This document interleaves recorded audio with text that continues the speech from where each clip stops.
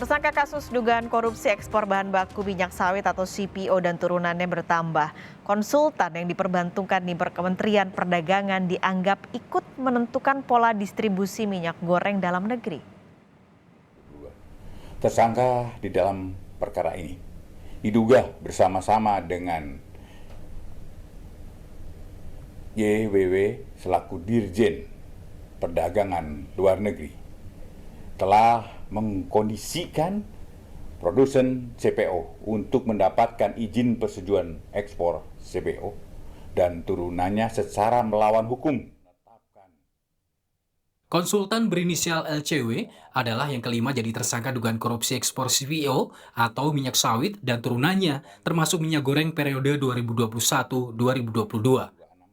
Tentang LCW, yang dikenal publik sebagai konsultan Kementerian untuk Implementasi Good Governance, Jaksa Agung Sanitiar Burhanuddin menyatakan LCW mempengaruhi pembuat keputusan distribusi minyak goreng yang tak melaksanakan aturan. Tapi kewenangannya itu tanpa legalitas, padahal mampu mempengaruhi keputusan negara yang vital untuk masyarakat. LCW ini adalah orang swasta ya, yang direkrut oleh Kementerian Perdagangan ya, tanpa surat keputusan dan tanpa suatu kontrak tertentu. Tetapi di dalam pelaksanaannya, dia ikut menentukan kebijakan tentang peredaran, prosedur tentang distribusi minyak goreng. Kami tim penyidik sudah mencoba statusnya apa sih di sana. Ya. Tapi belum ada, dia belum menyampaikan apa statusnya juga, dan tidak ada surat keputusan yang menentukan dia adalah swasta yang direkrut hadir dan ikut menentukan kebijakan ini. Kami punya bukti-bukti digitalnya bahwa dia ikut serta dalam keputusan ini. Dalam izin ekspor CPO atau minyak sawit, Sanitiar juga menyatakan LCW ikut dalam penentuan keputusan Kementerian Perdagangan. 20% ini untuk PE. Untuk PE itu syaratnya adalah DMO 20%. Dan itu harus dilihat faktanya di lapangan. Tapi ternyata hanya dengan suatu komitmen aja, dia menentukan itu udah tidak perlu melihat lapangan, tapi komitmen aja yang akhirnya terjadi ini. Dan memang kalau di dalam laporan-laporan, ya 20% semua sudah terlampaui, bahkan ada 26% untuk dalam negeri. Tapi faktanya di lapangan barang tidak ada. Yang ditunggu publik, kini penjelasan siapa yang menempatkan LCW di Kementerian Perdagangan. Siapa yang memberikan kewenangan tersebut masih belum jelas, Pak. Kita sedang dalami, Mas. Tetapi mestinya kita tahu pasti ada yang menentukan di situ siapa yang mendudukan dia di situ. Sebelumnya LCW sebagai penasihat kebijakan dan analisa pada lembaga swasta 5 kali bolak-balik diperiksa jaksa penyidik. Bersama LCW diperiksa juga petinggi asosiasi pedagang. Dengan LCW, kini sudah 5 tersangka yang dicokok Kejaksaan Agung dalam korupsi izin ekspor CPO dan produk turunannya termasuk minyak goreng. Sebelumnya adalah Dirjen Perdagangan Luar Negeri Kementerian Perdagangan Indrasari Wisnuwardana, Komisaris Utama PT Wilmar Nabati Indonesia, Master Parulnian Tumagor, serta petinggi produsen minyak goreng Permata Hijau dan Musimas. Tim Liputan, Kompas TV.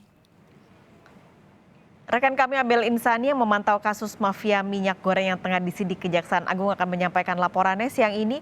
Abel, sejauh mana Kejaksaan Agung berencana mengusut siapa yang menempatkan seorang konsultan kebijakan publik di Kementerian Perdagangan untuk urusan CPO dan juga minyak goreng?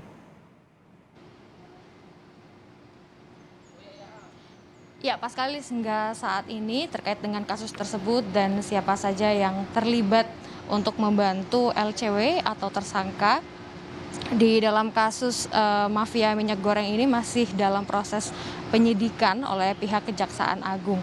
Memang untuk 20 hari ke depan, terhitung sejak kemarin begitu hingga 20 hari ke depan, ini akan terus dilakukan penyidikan. Siapa yang terlibat atau siapa saja di dalam Dirjen Perdagangan Luar Negeri, siapa saja yang ikut membantu LCW ini dalam proses ekspor minyak goreng tapi dengan ilegal begitu. Karena memang kalau diketahui Paskalis dan juga saudara, LCW ini merupakan pihak swasta, tapi LCW ini direkrut tanpa melalui surat keputusan, sehingga dalam pelaksanaannya LCW malah ikut dalam membuat suatu kebijakan seperti itu, yakni menentukan DMO begitu, di mana ia ingin menghilangkan 20% DMO yang memang sudah ada aturannya begitu, tapi ingin dihilangkan untuk mempermudah mengekspor begitu tanpa melihat bagaimana situasi di pasar. Nah, tentu saja ini yang disebut bahaya dari pihak Kejaksaan Agung, karena pihak swasta seharusnya tidak ikut campur dalam membuat kebijakan di dalam perdagangan luar negeri seperti itu, Paskalis dan juga saudara. Tapi untuk saat ini memang masih dilakukan penyidikan. Nah, dari LCW-nya sendiri juga sudah ditahan di Rutan Salemba hingga 20 hari ke depan. Nah, selama 20 hari ke depan ini nanti dari pihak Kejaksaan Agung akan terus melakukan penyidikan untuk kerugiannya seperti apa. Ini juga sudah bekerja sama dengan BPKP terkait sebesar apa kerugiannya, dan juga untuk saat ini dari pihak pemerintah menurut dari Jaksa Agung juga terus mendorong atau mendukung terkait dengan pengusutan mafia migor di tanah air yang memang mengakibatkan kelangkaan dari migor dan juga menyengsarakan banyak atau sebagian besar masyarakat di Indonesia. Paskalis. Baik, terima kasih Abel Insani melaporkan langsung dari Kejaksaan Agung Jakarta.